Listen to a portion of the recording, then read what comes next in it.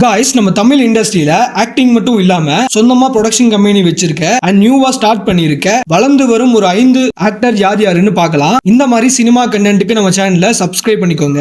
இதுல 5ஆவதா இருக்கிற ஆக்டர் யாருன்னா எஸ்டிஆருங்க. இவரோட ப்ரொடக்ஷன் கம்பெனி நேம் என்னன்னு பாத்தீங்கன்னா ஆத்மன் சினி ஆர்ட்ஸ். இவரோட ஃபர்ஸ்ட் ப்ரொடக்ஷன் கம்பெனி படமா தேசிங் பெரியசாமி டைரக்ஷன்ல ஒரு படம் வரப்போகுதுங்க.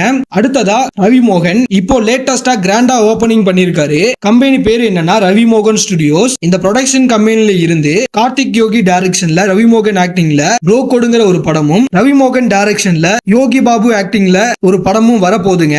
இதுல 3ஆவதா சிவகார்த்திகேயன். இவரோட ப்ரொடக்ஷன் கம்பெனி பேர் பாத்தீங்கன்னா சிவகார்த்திகேயன் ப்ரொடக்ஷன். இவர் இது வரைக்கும் பாத்தீங்கன்னா 8 பிலிம்ஸ் ப்ரொடியூஸ் பண்ணிருக்காரு. இதுல 2ஆவதா இருக்கிற ஆக்டர் யாருன்னா தனுஷ்ங்க.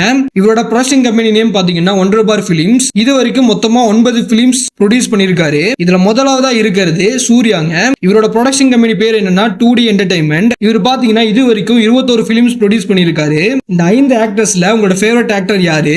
உங்களுக்கு தெரிஞ்ச ஆக்டர் அண்ட் டைரக்டர்ஸோட ப்ரொடக்ஷன் கம்பெனி ஏதாவது தெரிஞ்சா மறக்காம கமெண்ட்ல சொல்லுங்க.